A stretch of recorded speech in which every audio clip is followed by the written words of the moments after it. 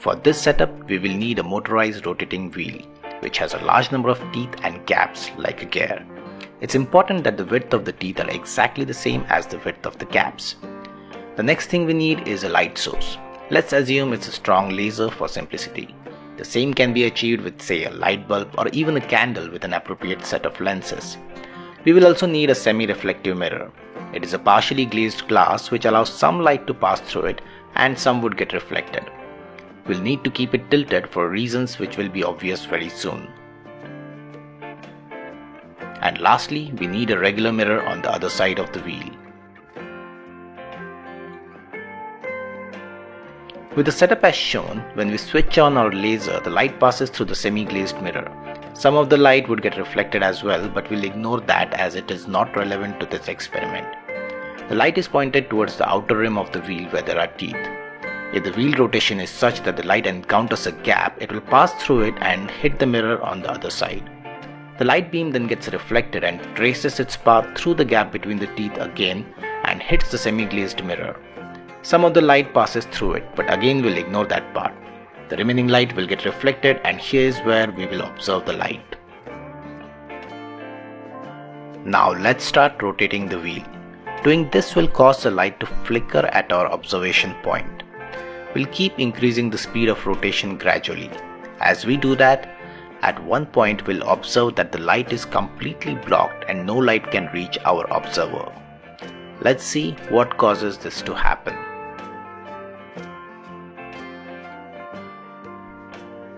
This will only happen when the light passing through the gap between the teeth.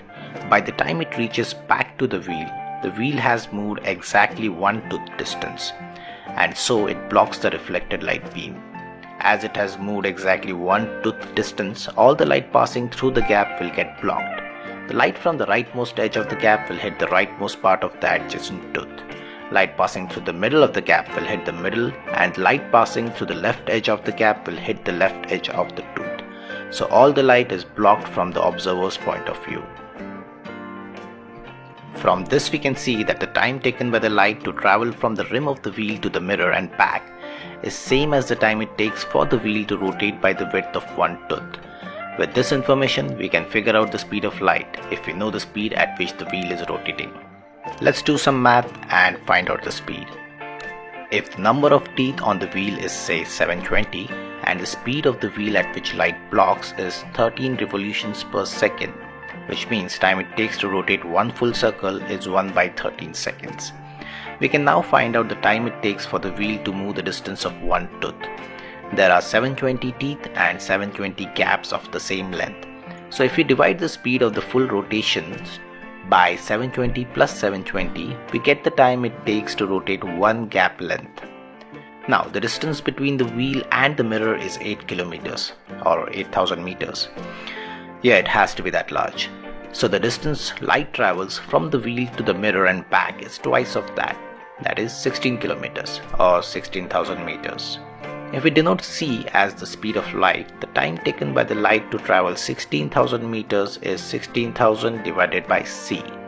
Now this time must exactly match the time it takes to rotate the wheel by one tooth distance to effectively block the light completely, which gives us speed of light to be approximately 3 times 10 raised to 8 meters per second.